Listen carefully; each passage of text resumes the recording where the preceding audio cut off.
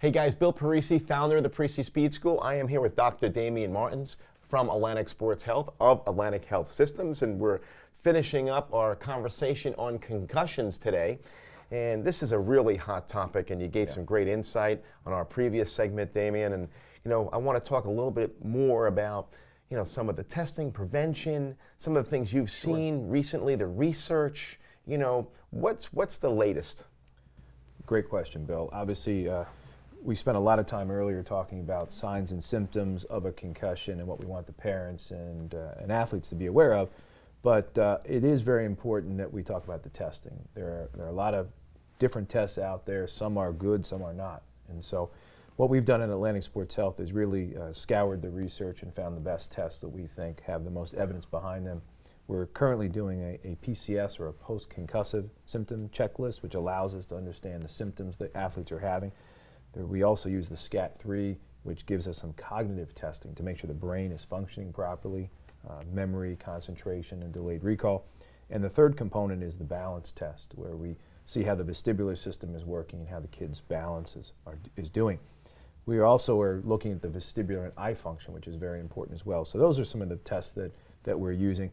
Obviously, it's very important to have baseline testing, and that's why we encourage a lot of the students and student athletes to get that done at their school or come in and see us so we can do it, because we like to have a comparison so we can see how they're doing pre and post the injury. Yeah. It's important. I know parents, more and more kids are getting baseline testing. It's so imperative so you can have something to go back and look at. How about the prevention side? I mean, what's the research saying from a prevention standpoint? I know there's some stuff on fish oil out there now, and you've been a big proponent of fish oil. Talk to us about prevention.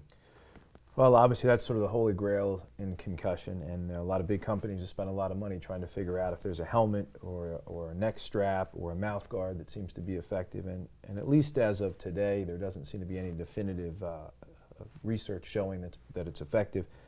There are some things you can do. Obviously, staying hydrated is important.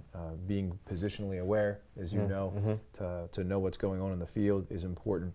But there seems to be a genetic factor for some people, and maybe just bad luck in terms of getting concussion. There is some research that has been done in animals looking at fish oil. As you know, the brain is a collection of nerves, and those nerves are covered by rubber coating, if you will. That rubber coating is made up, 95% of that is made up of omega-3 or fish oil.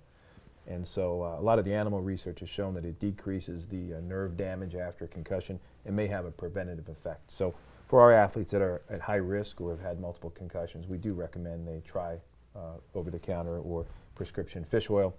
At the very least, it's protecting their heart and reducing the risk of stroke, but it may have a beneficial effect at preventing. It's a pretty inexpensive insurance policy. Absolutely. To have maybe some potential insurance on that, on concussion and just general health. I mean, a lot of research on the benefits of fish oil for general health. Absolutely. So, hey, this was some great information. I know our parents really value this insight from you and from Atlantic Health. Thanks so much for joining us today. Really appreciate it. You too. Take care.